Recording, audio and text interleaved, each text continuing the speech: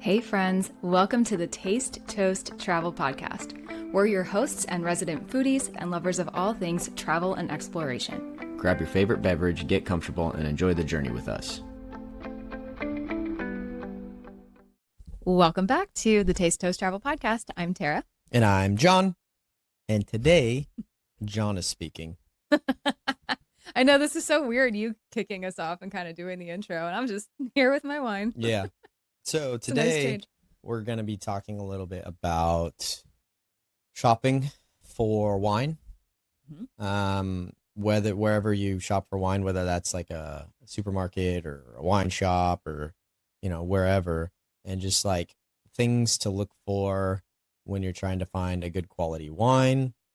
You don't need to spend a ton of money. You don't need to break the bank to get a great wine. And different countries have different ways of showing quality control in wines. So I'll start by asking Tara. What do you look for when you go to, like, if you have to go to a store and buy wine, how do you go about looking for wine? How pretty the label is. No, I'm just kidding. Yeah, it's probably true. Honestly, though, I completely joke and I laugh about that, but honestly, that's literally how so many people shop. It's crazy. Yeah, I mean, yeah. I can give you a serious answer, but yeah. You want your wine, like in marketing class for wine, they tell you the best place for your wine is eye level. Yeah. So you can see it easily, and a really bright label that sticks out of the rest of everything. So if everything's black and white and then there's one red label, it's like, oh, I'm going to have that one, even if it's shit wine. This is good psychology, actually. I'm glad we're kind of digging into this. Like, for anyone listening who's kind of like not aware of that. I mean, or you probably are aware. It's like, labels are designed very strategically. And I definitely know this being on the marketing side of things, working with the brands and the companies and stuff that I do. Like, there's a lot. Yeah, so please don't choose your wine based on the label. It's like buying a book based on the cover art. Like, I'm sure people do that too, but how dare you? How dare you? Gosh. You want to know what I look for? Yeah, well, so that's what I was going to say is like someone like me who is a little bit more educated on wine versus someone like you, which you're not ignorant about wine. Like, more than a lot of people, but at the same time. No, you're But at the same time, you probably I don't know have a different process than I do. Yeah. So how do you buy, like, I say I'm at work, I'm like, can you buy a bottle of wine? I would probably never ask her to do that because I would do it. But like if I, buy a bottle of wine, what would you do? Guys, are you hearing this? What would you do? You're sassy. What? No, it's so true though, and that's fine. I need to answer this and preface it by saying that we work in the wine industry. We've grown up here. There's also just some wines I've had before, things I know, things that I feel like I'm just not the average. It sounds really bad, but I'm just going to say, like, I'm not the average American. Well, you know what I mean? Who don't work in this industry. I will judge you on your selections. So how would you go about it? I mean, honestly, stop dodging the question. God. It's there's really no science to it. I guess I do know areas that I personally would want to avoid. So if I am looking at let's say I'm looking at a California wine, I know really good areas in California. I also know the styles of wine I like. So, for example, I am not going to go buy a red wine that, no offense to Lodi, but like is from Lodi or somewhere in Central California. It's hot. It's going to be higher in alcohol probably. It is just not for me. I like a little more like coastal, and so for me the location definitely matters. To interrupt you, so the number one thing you look at when buying wine is location. Is that right? That's a big part of it. Well, what's number one? How would you rank things? Location, price, how pretty the label is. Price is a fact. No, I really don't pay. Well, oh God. Okay. So let me tell you the number one. I think for me though, it's all those factors. They all kind of, I guess I don't, first of all, in terms of like the varietal, it depends on what I'm in the mood for. It depends if I'm having it with a meal or dinner or something. I would say it depends on what we're having. You know what I mean? Or if I'm in the mood for an Italian wine or a French wine, like I just can kind of differentiate. I'm not a pro, but I can kind of differentiate So the differences there. the most important things statistically for people when choosing wine is the grape and the price. Those two things. What grape it is and the price of the wine. That's the number. Those are the two things that people look for when choosing wine. Mm-hmm. Not the location, not how it looks, none of that. But you're saying the location should be top. The location, if you're, Okay, 100%. So if you're listening to this and you're kind of just like, okay, what should I be looking for? Right. You're saying location is a big one. Yeah, so generally people they go in the store and they look for price and grape, like what wine it is, right? It's very high level. They know what they probably like and don't like. I bet you most people could name 5 wine grapes. Yeah. And that's it. The big. Like Cabernet, Pinot, Merlot, Chardonnay, and Sauvignon Blanc. Pinot Gris probably too. At least in America, Pinot Grigio, yeah. That one. Some people do maybe. Prosecco probably. Less than 10 grapes, I bet most people could name. Yeah. But anyway, so what's more important to you? Price or the grape? Like what grape it is? The grape. Okay. But price is a very close second because I'm not, I'm not gonna. Yeah, I'm just not gonna spend $100 or $200 on a bottle just because I like Pinot Noir, for example. I love Pinot. I'm not drinking one right now. We were drinking one last week. I know that I like Pinot, but we know many wineries around where we are charge a decent amount for Pinot. I don't. Would you ever buy a wine that a grape that you've never heard of? Absolutely. I love doing that. So you would spend $30 on a wine that like you've never tried. I would try it. Yeah. The grape, you've never heard of this grape before. Yeah. I would say that 99.9% of people would never do that. That's a high statistic. No one would do that. Because you're basically betting that your $30 that you're going to enjoy that wine. I hear you. Most people aren't willing to bet $30 that they'll enjoy the wine. Most people don't want to spend $30 on a wine regardless. No, yeah. I mean, what's the... If it was $5, I bet maybe someone would be like, well, I'll try it. What's like the average price point in America? It's like $15-$16, maybe even less than that. Average of what? Like price of wine that people like average... $9 or less. Yeah, there you go.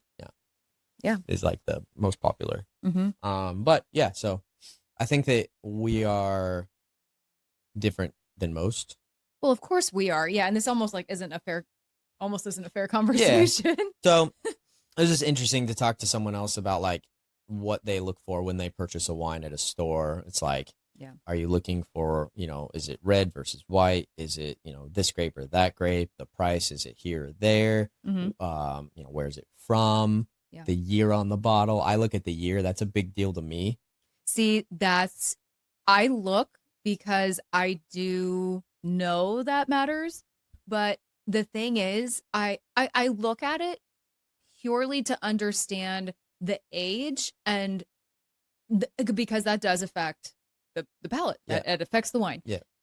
But I could not tell you. I'm really bad about like, oh, that was a great year or that was a crappy year, or unless it was like there in the last 2-3 years and I can kind of remember like, oh yeah, it was a long winter or it was really wet or really dry. I'm really bad at that. You are much better. And I think people that are just like really more aficionados, like I hear it all the time with the company I work with and things that like, they're like, oh yeah, 1994 or, what, I'm just throwing a year out there, but like, 09 was a whatever year. And I'm just like, what? How do you remember that? Yeah.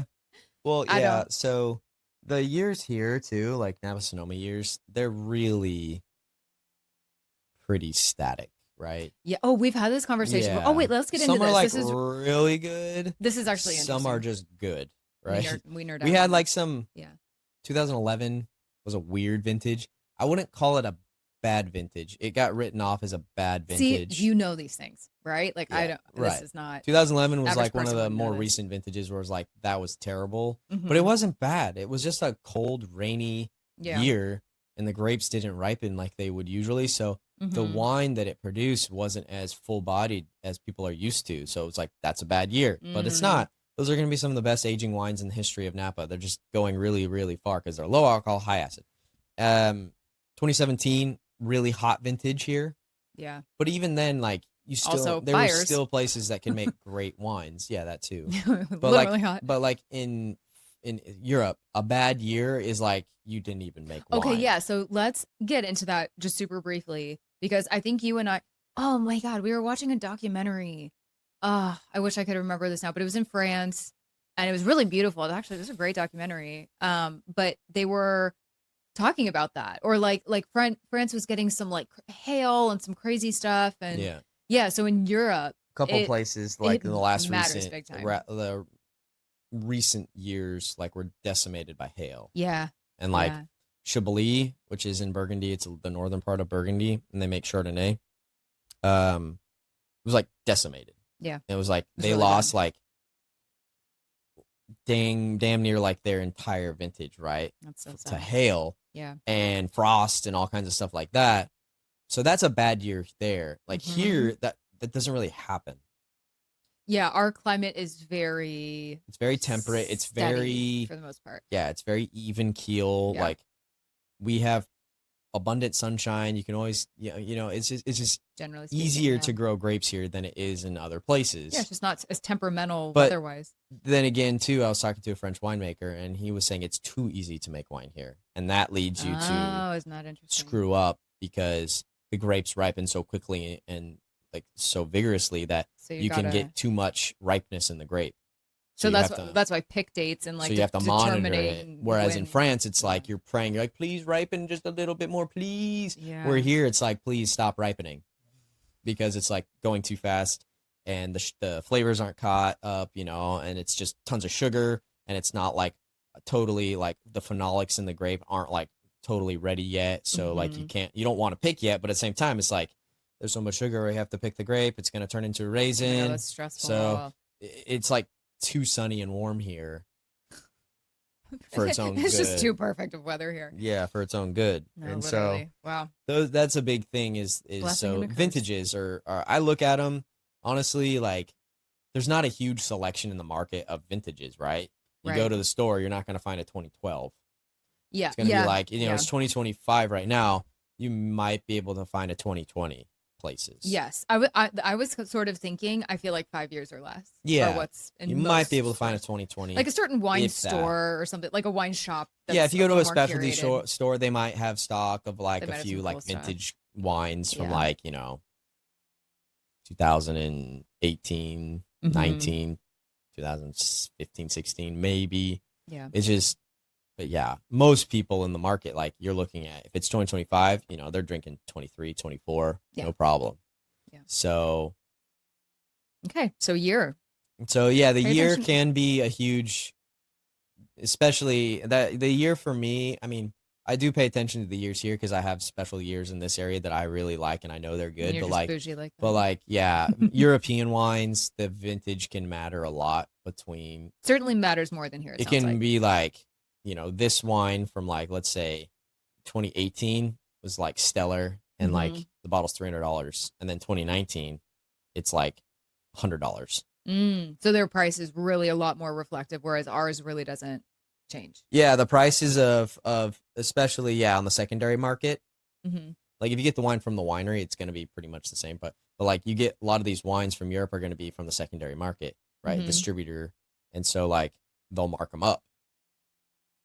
And so like a good year of like a Bordeaux, of like a Lafite, like a good year, you're looking at like thousands of dollars, right? That's crazy. And then a bad year, it's like $300 on a bad year. Chateau Lafite, that's wild. So, yeah, I mean, some of these places, like you can't even give the wine away on a bad vintage, but on a good vintage, it sells out before it's even out of the barrel. Right.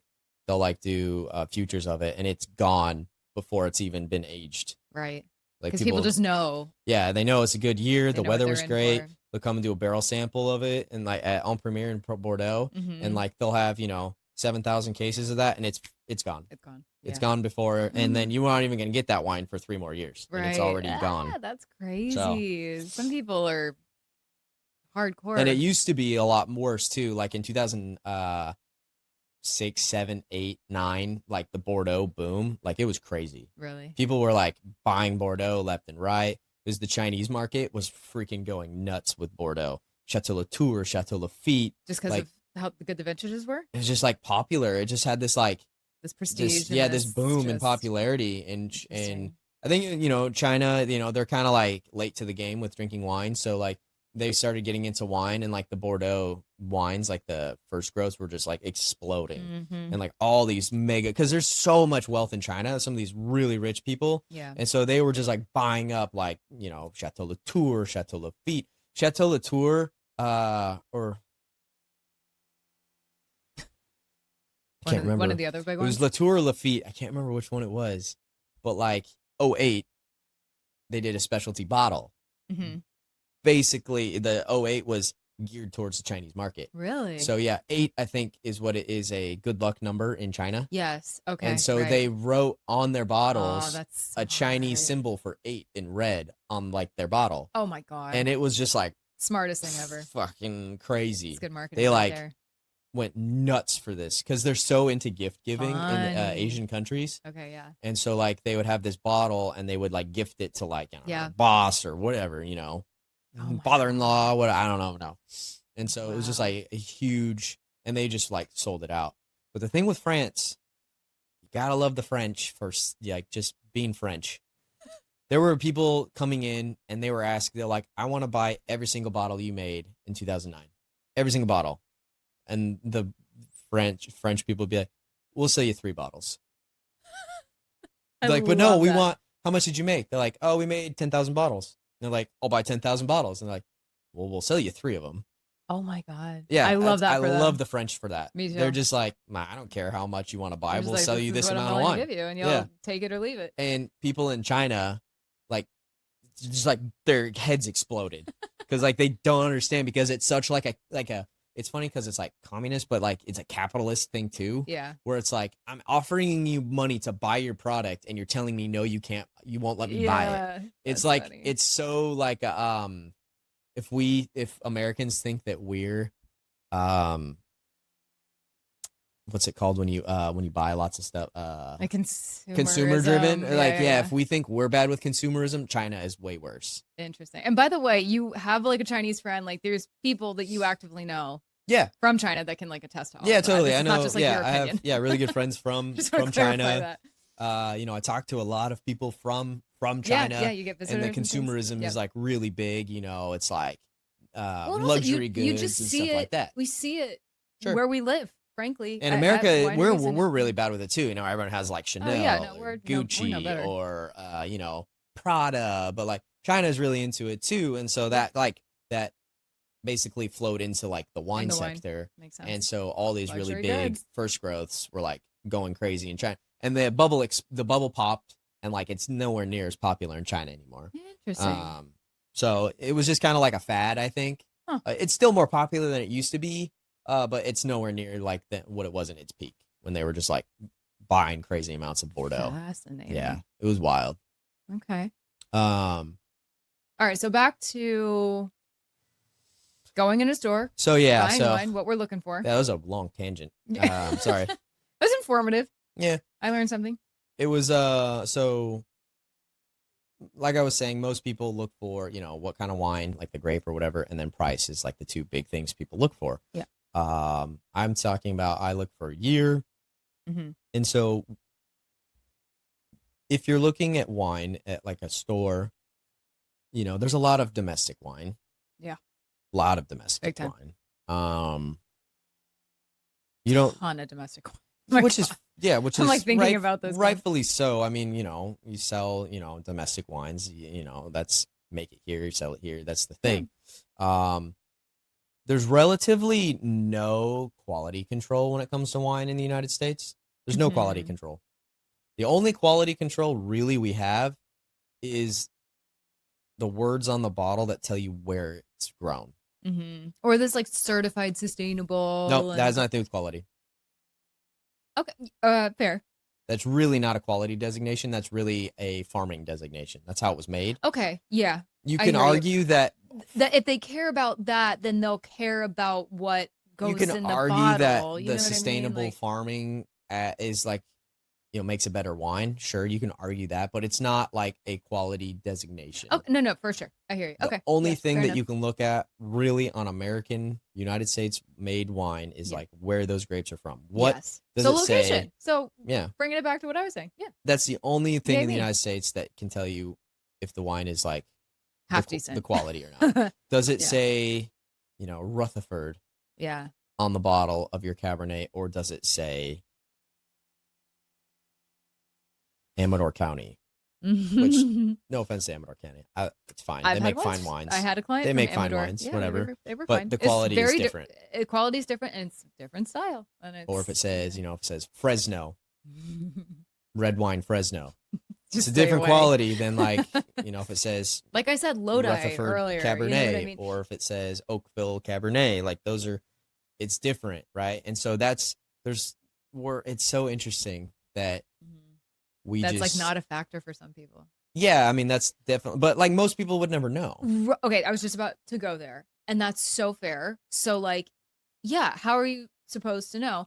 But I will say, we all got our phones now, right? So I think if we're maybe not sure, opportunity to get curious and look it up. Not that you'll necessarily know, like, oh, okay, that still might, relatively speaking, mean nothing to you, right? Like, if someone's looking at California and they look at, I just keep picking on Lodi today, so I'll keep going with it. But like, if they look at Lodi versus, Alexander Valley, they're like, okay, what's really the difference? But like, we know the difference. So it's, so what would you say to those people that are like, I don't really know about the location. What do I do? What if I don't know anything about them or what the grapes are from there or whatever, It's tough because it's like, I almost don't want to tell them anything because they're completely happy and satisfied doing what they're doing and they're drinking wine. True. I don't want to be like, you're doing it wrong. I don't want to like do that to and people. I feel like we have to say, obviously, and this is completely just like our perspective and our taste and whatever. There's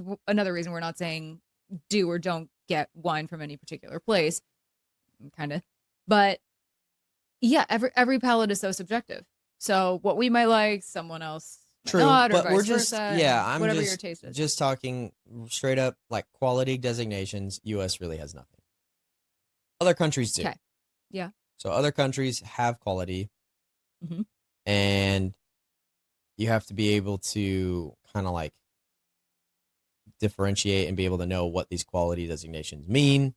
So for instance, that can be intimidating. So yeah, talk about that. So some people a really easy one to talk about would be Italy. Yeah, I know exactly. They have a few different quality controls that their wines go through. Some do, some don't.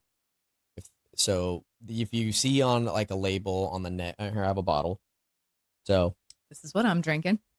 So this here around. If you guys are watching this on the video version or on YouTube, by the way, he's pointing to the neck of the bottle. There is a ring, a sticker ring around the neck of the bottle, and it says DOCG. So DOCG is the highest quality designation in Italy. It has to pass certain requirements, tasting requirements, and production requirements to have that on the label, DOCG.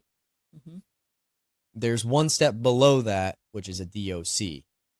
So it's just a little bit less stringent with like the quality and like the requirements that it has to meet. And then below that, you have IGT, which has not very many things about it, honestly. Like, would you say that's like somewhat comparative to America? Like sort of where we are? Yeah, I guess you could. An IGT wine is kind of a catch-all if it doesn't fit into a category. It's like, it's IGT. Okay, gotcha. So that's kind of how Super Tuscans came about. So if you're not familiar with a Super Tuscan wine is a wine made in Italy that doesn't conform to Italian winemaking regulations. So what was going on was so back in the day, if you make a Chianti, right, there were rules. You had to make a Chianti. You had to, and there's still rules about it. You still have like minimum percentages of each grape and stuff like that. So but it was a little bit more strict, I believe, in the past, where it was like, you have to use this amount of this grape, this amount of this grape, this Oh, amount wow. of this grape to make a Chianti. Okay. You have to age it like this. It's Chianti now. And so the Italian winemakers were like, I bet you, we can make a way delicious wine if we didn't have to follow these rules. Okay. So they were like, let's just make wine how we want to make it and sell it as red, like table wine. Doesn't have a DOC. It doesn't go through any. And Super Tuscans were born. And so these winemakers were like, okay, well, we're going to make a wine. It's 100% Cabernet, and it's from this area called Bulgari. And we're just going to make like 100%, Cabernet. Or we're going to make Cabernet Sangiovese blend. And like none of that is like part of the formula to make these wines. And so they were just selling them as red table wines. Right. And the Italian government kind of like caught on to what they were doing, and they got like annoyed because these wines are super freaking popular. Were like when they started coming out, they were just like epically popular, and people loved them. And they weren't like following the Italian protocol for making wine. Okay. Yeah. So the cool thing about Italians is they love rules just to break the rules, right? They love breaking rules just as much as rules. We say that with love, and he is a citizen. Okay. And so, at us for that. Yeah. If there's any Italians listening, they'll be like, this is true. And so, like, they started making wines how they wanted to make them. They got super popular. The government was like, what are you doing? And so they got annoyed. So then they came up with a new category called IGT. Okay. And so the IGT wines cover the Super Tuscans. So, like, Ornellaia, Sassicaia, Tinanello. Those are some of like the most famous Super Tuscans. Sassicaia. Yeah. And Okay. they're from Bulgari in Italy, southern Tuscany. And Honey. now they're some of the most expensive Italian wines made. Interesting. So maybe they were onto something, right? Mm-hmm. So if I'm buying wine from Italy, if I'm buying Italian wine, I look at DOCGs. Yeah. For the most part, because they're some of the most delicious wines, like different, like Brunello. Brunello Montalcino, DOCG, can only be a DOCG. If it's Brunello Montalcino, it's DOCG. Okay. Can't be a DOC. And then they have Rosso de Montalcino, just not quite as high quality, DOC. Okay. See that? So you always can, and some delicious wine, Rosso de Montalcino, delicious wine, half the price of a Brunello, made with the same grape, just not quite the same, like, requirements to be a Brunello. Splitting hairs at that point. Is there that big of a difference? One could argue maybe not. There's there's less aging time, stuff like that. Different quality of grapes. The best quality grapes go to Brunello. Okay. Lesser goes to Rosso. So usually a place that makes Brunello also makes a Rosso. Or with that, whatever doesn't meet the requirements to be a Brunello, that's what goes into the other one. They make a Rosso. Yep, so it's like a first label and a second label for the most part. That's clever. Easy to people do that out here too. It's just not so obvious. So that's good to look out for Italian wines. Yep. So and then if you have like Spanish wines. Yeah, I kind of wanted to talk about like a lot of the bigger countries, because we could go on and on about like all the countries, right? But like ones that are mostly in the stores, right? US, Italy, Spain, France. Let's maybe just like get like cover those. German, maybe? No, probably not. Huh? Anyway, yeah. So like ones that people are often so Spain. Right? So yeah, perfect. Talk about Spain. So some of arguably the most famous wine from Spain, Rioja. I was just talking to someone about that today. So Rioja is interesting because it's an aging designation, but kind of acts as a quality as well.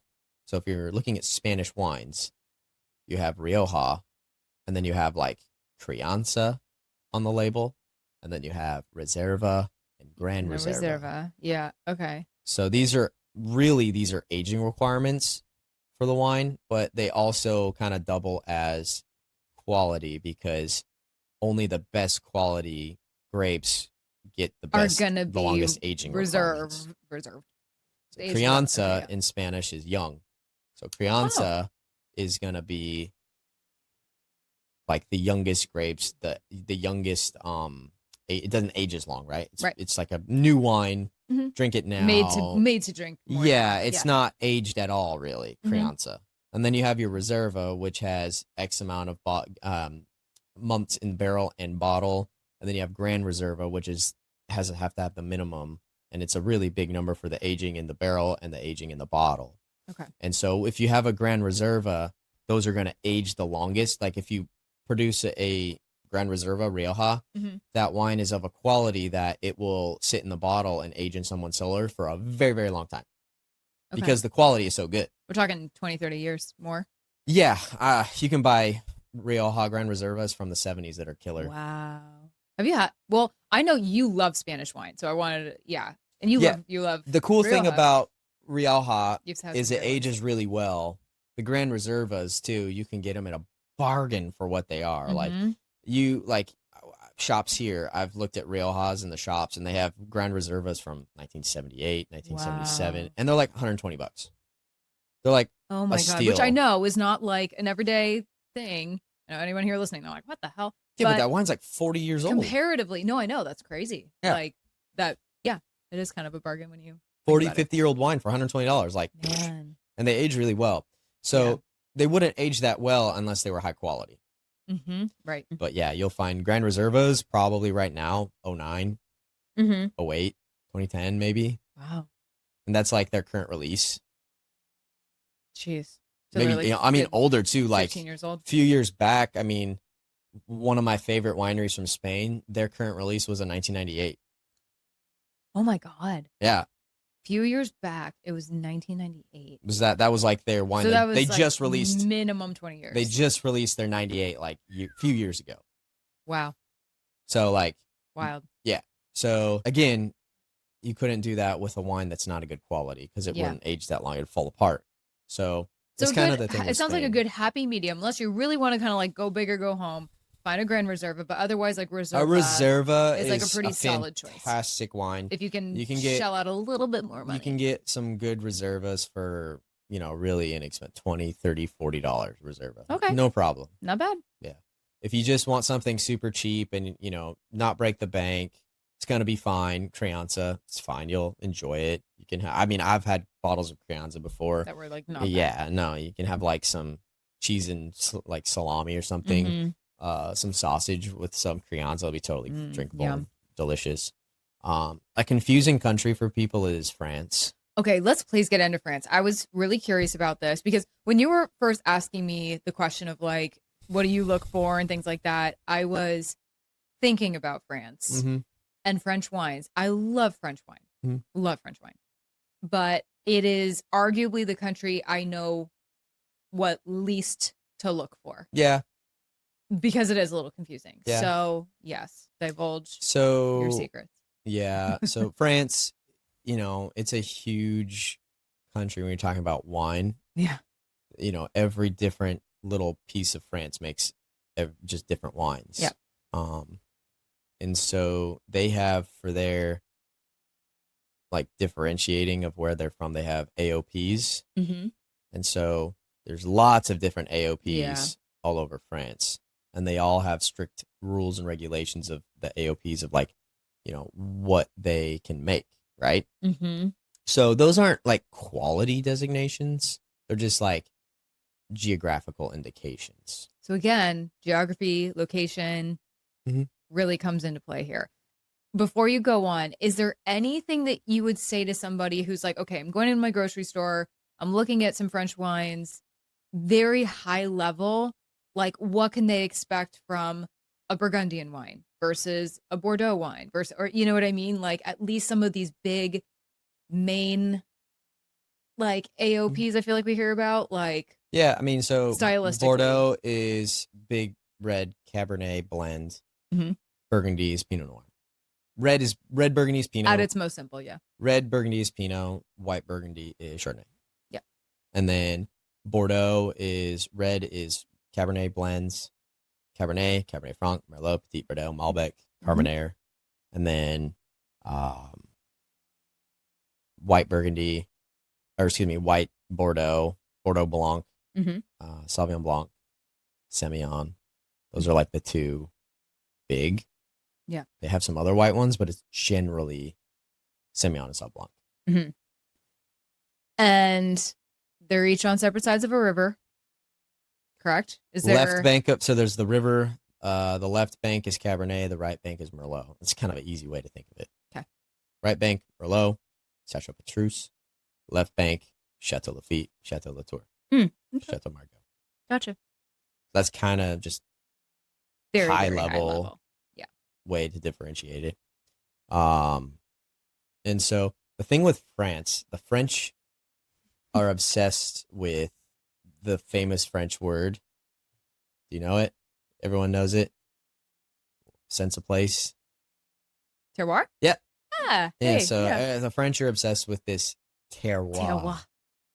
My which French is so bad. the most, I guess, straightforward translation is sense of place. So the wine is Soil. from the place, therefore it tastes like this.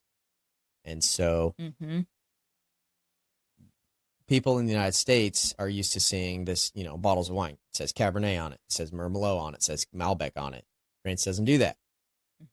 So France, like other countries, France, Italy, Spain, but France for sure, you have to know where this wine is coming from because then it will tell you what grape it is.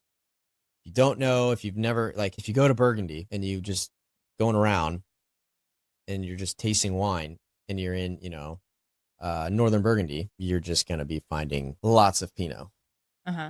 And so how do you tell which one is a higher quality than the other? Right. When it's all just Pinot. Okay. Question for you then. So you have to know which villages are better. Oh, for crying out loud. Right. I know. Fucking French, man. So, I mean, it's kind of a crapshoot for people that, don't know anything about wine. Experimentation. So there's tons of different villages and they all are kind of known historically for quality. And so that's how the French would differentiate quality, right? It came from Givry-Chambertin. It's going to be delicious. Or it came from, Saint Denis, Maurice Saint Denis from Saint Denis. It's going to be delicious, right? See, this is literally how I see California.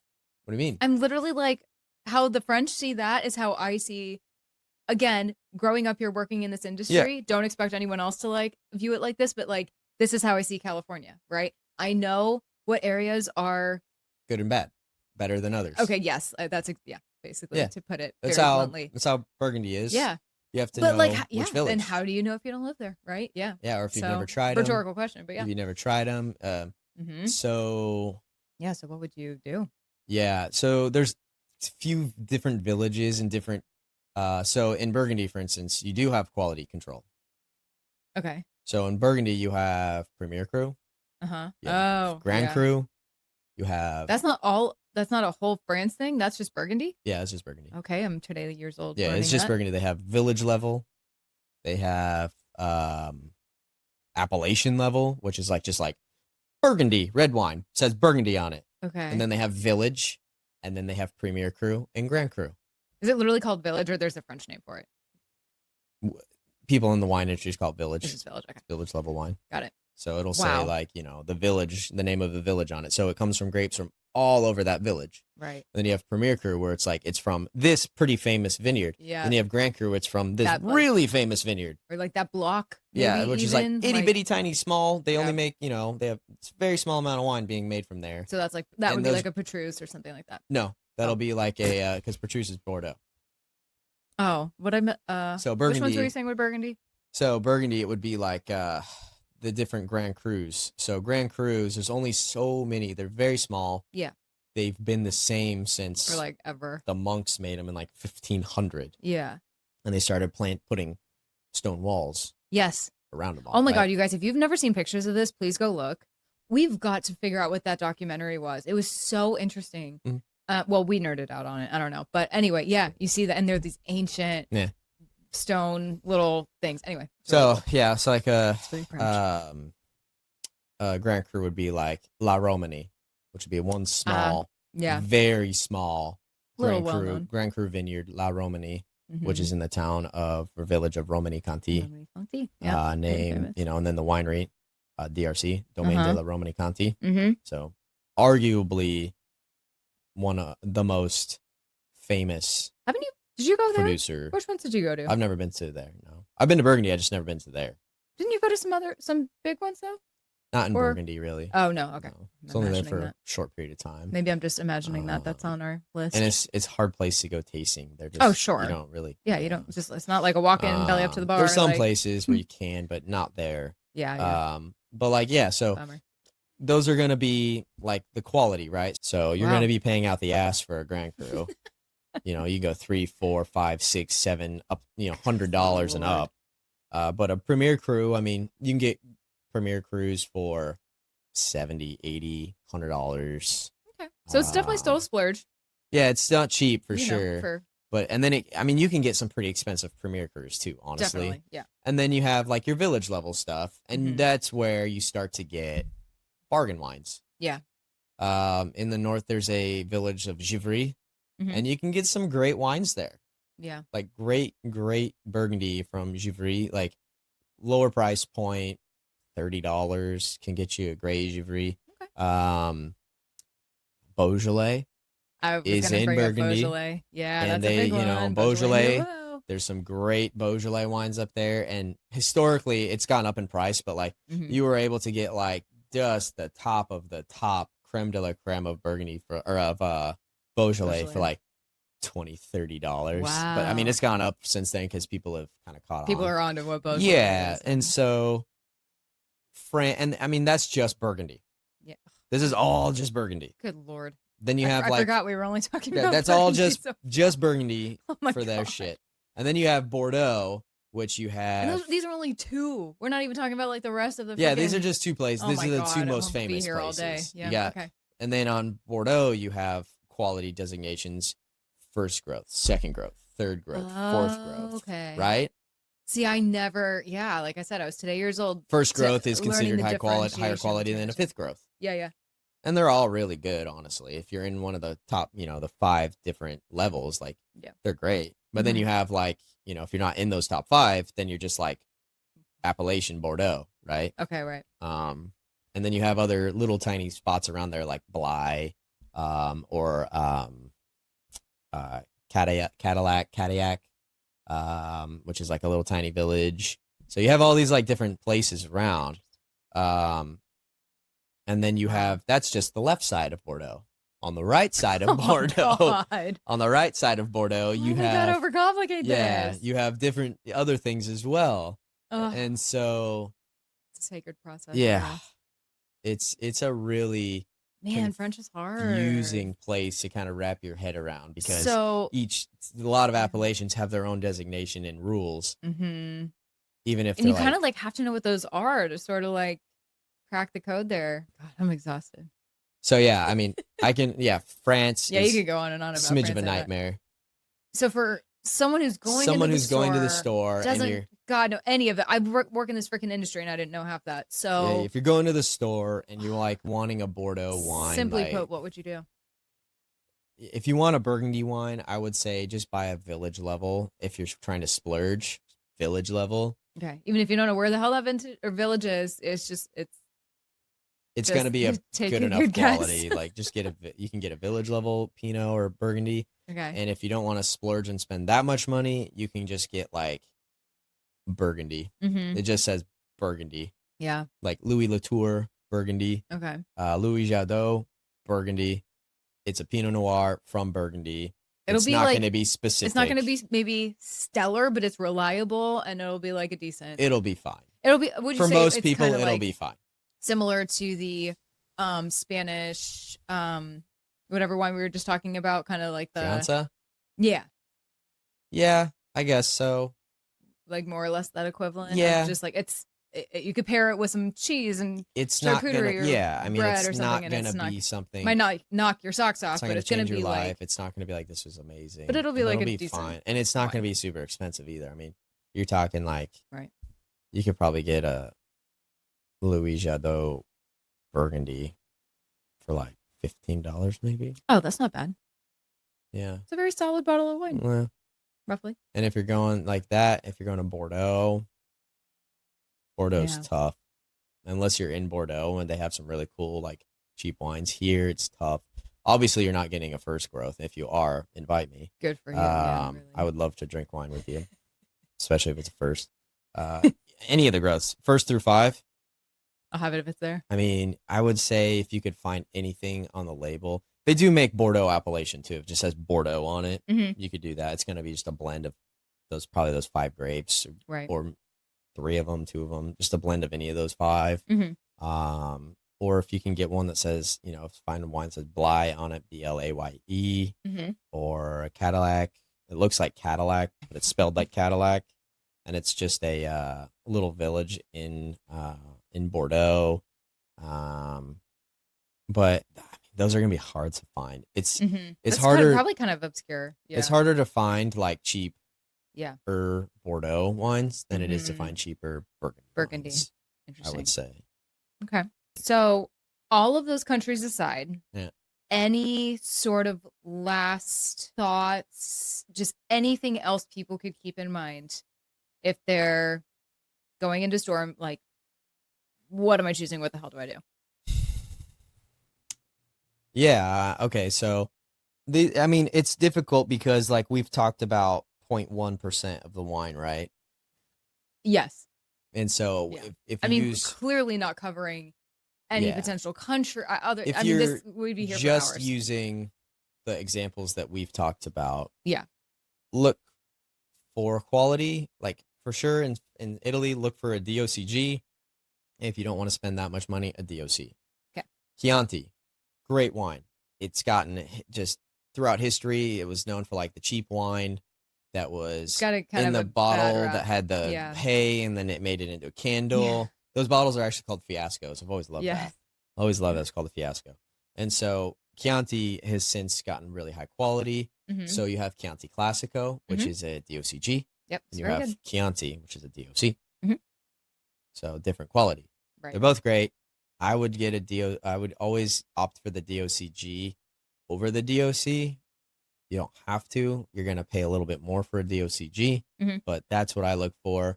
I would say that Chianti is one of your best bargain wines, best bang for your buck in terms of quality. It has to go through a process, or has to go through testing for it to be a certain level. And then if you're looking at French wine, good luck. Play a guessing game. It's tough. I mean, you have to know a lot about French wine to be able to kind of get through their labeling and how their wines are. It's just really tough. Yeah. Unless you know a lot about wine and you go to a store and you're like, I'm going to look at the French wine. It's basically, you're looking at like a wall of wine that you have no clue what it says on the label. Yeah. And Which I get really why tough. it makes wine. It's even hard to explain. It's hard to explain to people. Yeah. Yeah. No, I know. Well, you've studied years for this. So yeah, I know. And I still don't know as much, and I've forgotten probably more than a lot, honestly. Definitely. But like it's hard. I think you just got to do your best. And honestly, I was going to say trial and error, which I know sounds these are potentially not, again, there's maybe aren't everyday things for people to like trial and error, you know, like I get it. You're taking a risk with your hard-earned money to have some of these wines, but you know, if you're sharing it with somebody, maybe splitting the bottle or something, you know, it's like, yeah, you got to take a risk a little bit. Have there been times where we do that where the wine was a little funky or it didn't? I was like, oh, this is one not what I thought it was. Yeah, but honestly, I would say more times than not, I've found wines that were really cool, really unique. We had one from like Morocco, I think. We got one from like a wine shop, and it was like, it was a Syrah, I think, from like Morocco or something. And we were just like, never had a Moroccan Syrah, but like, let's try it. It was great. And it was really unique and interesting. And, you know, if nothing else, you kind of walk away with a little bit of a story about it. And I kind of like that. So one other thing I'll mention about quality. So Costco. Oh, God, yes. So Costco has Kirkland labeled wines. Yeah. And I would definitely tell someone to like not let that deter you. Don't knock Costco, because you have like a Kirkland Bordeaux. Yeah. You have Kirkland Brunello, which is so kind of cringy. I'm just like, oh. And they're fantastic. And they're like the Kirkland Champagne.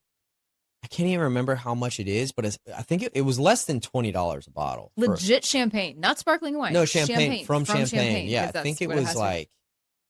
Wow. Man, I can't remember. I think it was $20 or less. Why the hell don't we go get more wine at Costco? What are we doing? I don't know. But it says Kirkland on the label. You know, if that embarrasses you, like whatever, it's delicious, and it's That'd be cheap. fun to do a blind tasting with.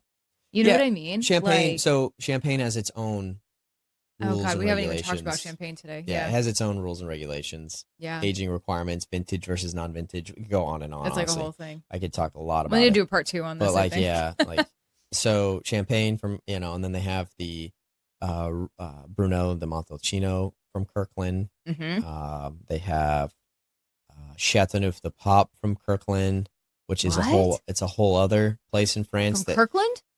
yeah, They Kirkland have Chateauneuf the Pop, yeah, CDP, yeah.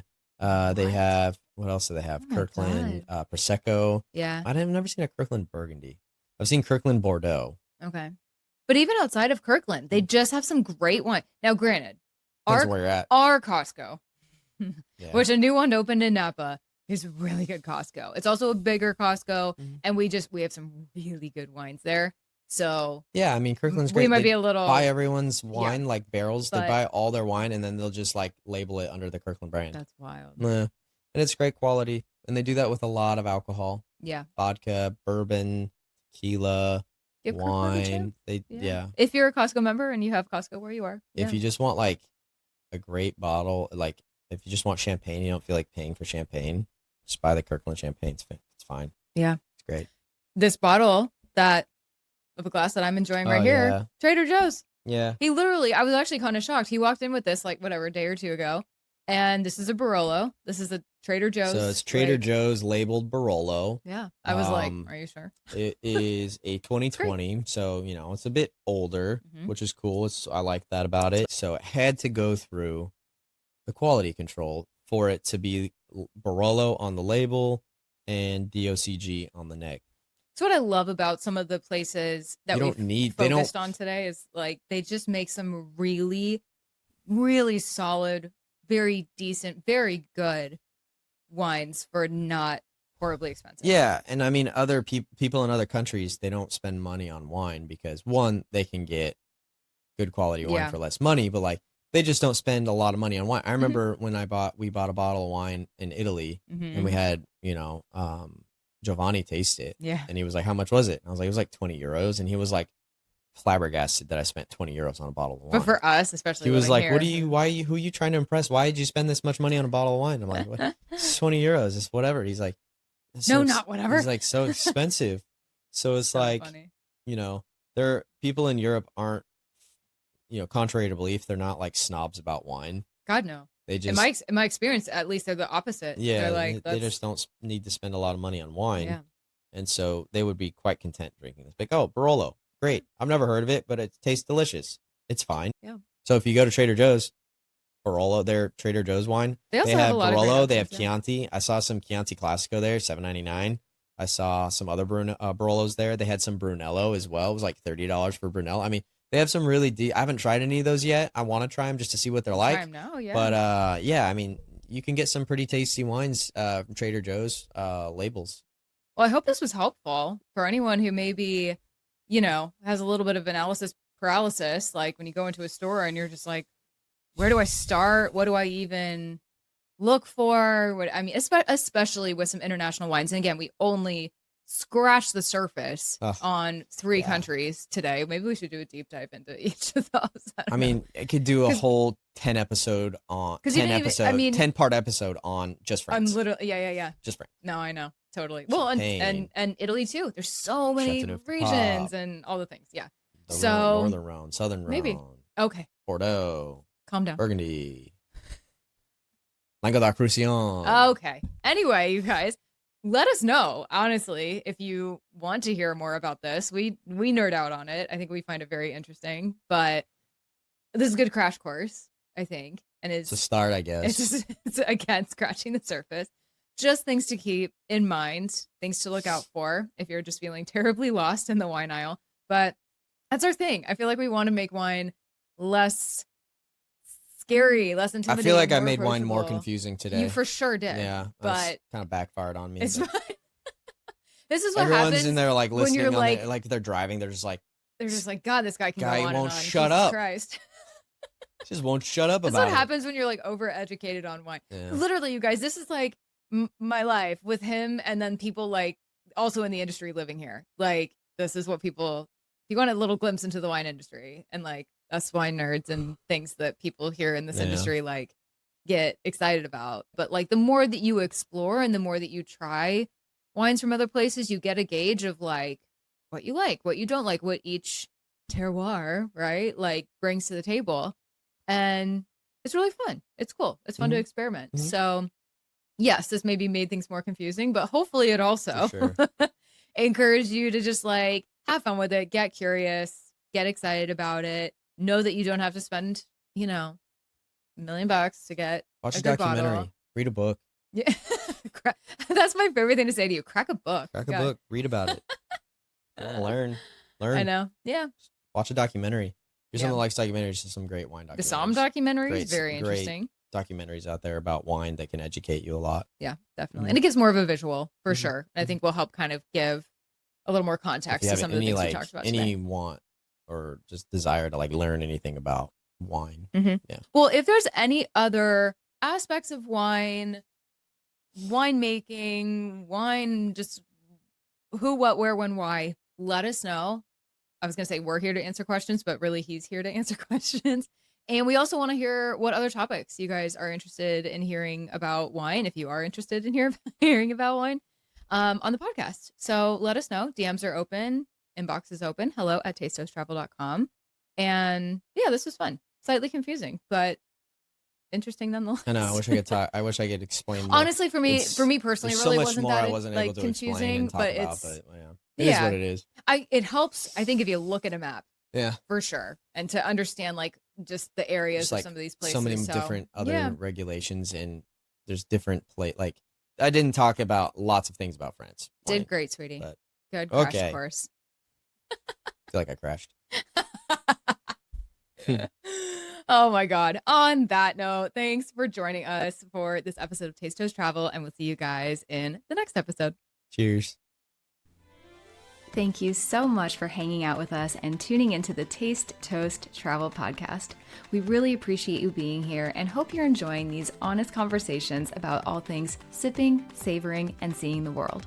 If you like what you're hearing on the podcast, we would truly appreciate a rating or review on whatever platform you're tuning in on, so fellow foodies, Epicureans, and travel enthusiasts can enjoy this content too.